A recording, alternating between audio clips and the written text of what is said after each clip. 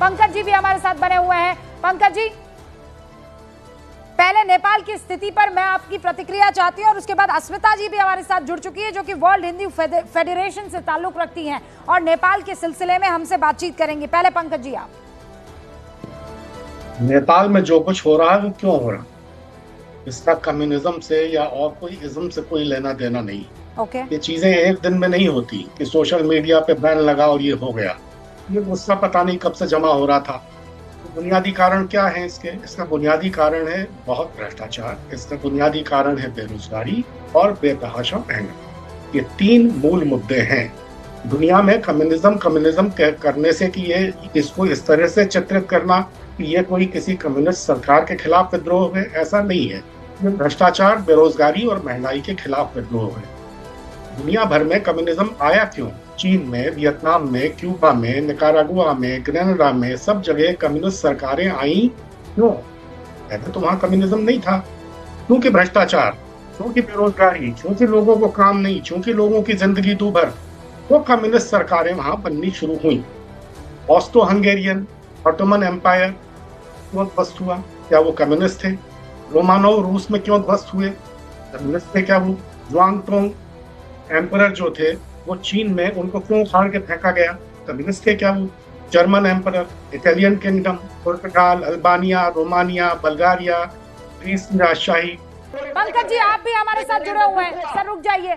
बहुत से लोग इस वक्त नेपाल से भी हमको देख रहे हैं और कई ऐसे लोग हैं, जैसे ही जिक्र बालेन शाह का हुआ, कई ऐसे लोग हैं जो लिखने लगे कि Balen Shah for prime minister, Balen Shah is our prime minister, ये लिख दिया गया। पंकज जी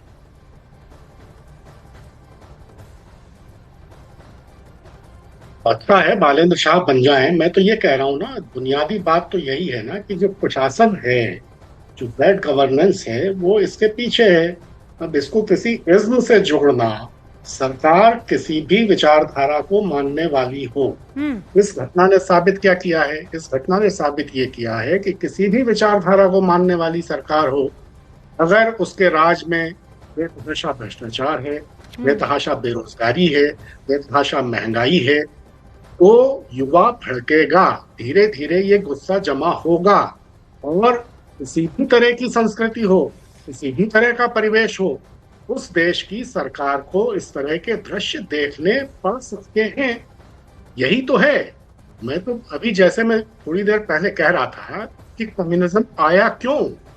दुनिया के तमाम देशों में कम्युनिज्म आया तो सामंतशाही के खिलाफ विद्रोह करके, क्योंकि राजशाहियों में इस तरह की शासन व्यवस्था थी, कोई लोकतंत्र नहीं था, पूरी तानाशाही थी।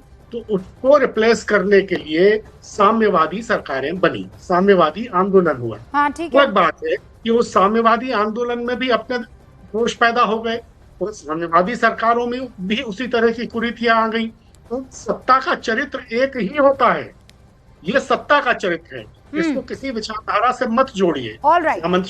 ये हुआ है, ये वामपंथ में हुआ है, ये दक्षिण पंथ में हुआ है, ये जो बीच की धारा है नहीं, ये बात तो आपकी सही है पंकज जी कि आप किसी भी विचारधारा से हो, अगर उस विचारधारा को पसंद करते हुए आपको सरकार में लाया गया है, आपको सत्ता में बिठाया गया है, तो आपको जनता की बातों को सुनना होगा।